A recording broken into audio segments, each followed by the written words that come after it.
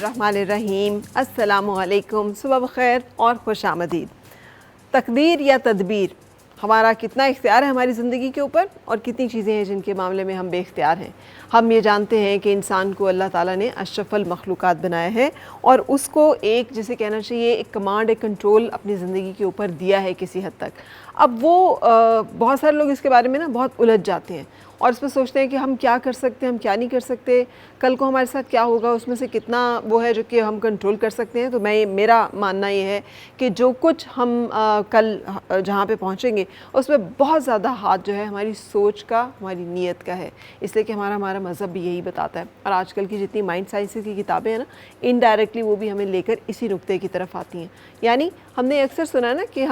کوئی بھی انسان اپنا فیوچر جو ہے وہ نہیں بناتا، وہ اپنی عادت بناتا ہے، اور وہ عادت جو ہے وہ طے کرتی ہے کہ آئندہ آنے والے دنوں میں اس کا مستقبل جو ہے وہ کیا ہوگا، اس عادت کا نتیجہ کیا نکلے گا۔ ایک صحیح عادت، ایک صحیح رویہ، ایک صحیح مزاج جو ہے وہ آنے والے دنوں میں ایک بہتر نتائج کے اوپر منتج ہوگا۔ آج جو کچھ آپ نے کیا ہے کل آپ اس کا پھل کاٹیں گے، کل اب اس کو فصل جو ہے وہ کاٹیں گے۔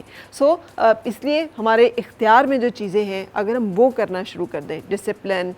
لائف سٹائل پہ کام کرنا، اچھی کمپنی اختیار کرنا، خود کو پازیٹیو اور مثبت رکھنا، تو یہ سب کچھ شروع ہوتا ہے اس سوچ سے جو ہمارے ذہن میں، ہمارے دل میں متحرک آتا ہے اور وہ موٹیویٹ کرتا ہے ہمیں پھر ایکشن کی طرف۔ اور جب ہم گارڈ کرتے ہیں، تصوف کا ایک بہت بڑا جو اصول ہے وہ یہ ہے، اپنی نظر کی حفاظت کرو، اپنے سماعت کی حفاظت کرو، اپنے خیال کی حفاظت کرو، کیونکہ جو ہمارے گمان، جو ہمارے خیال آتے ہیں وہی ایکچولی پھر مینیفیسٹ ہوتے ہیں ہماری زندگی میں، ہمیں دکھائی دینا شروع کرتے ہیں، ہم اس کے لیے کام کرنا شروع کرتے ہیں۔ جو چیز ہم سوچتے ہیں، جس چیز کو ہم محسوس کرتے ہیں، ہم اسی چیز کے انفلوئنس میں جاتے ہیں۔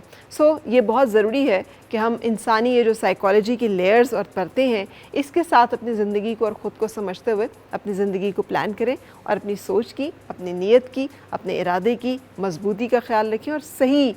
چیزیں جو ہیں وہ چوز کریں تاکہ ان کے نتیجے میں آنے والا کل جو ہے اس میں بہت ساری صحیح چیزیں ہوں ہمارے پاس۔ اسی تھاٹ کے ساتھ رکیں گے، بریک لیں گے، ملتے ہیں پھر مہمانوں کے ساتھ۔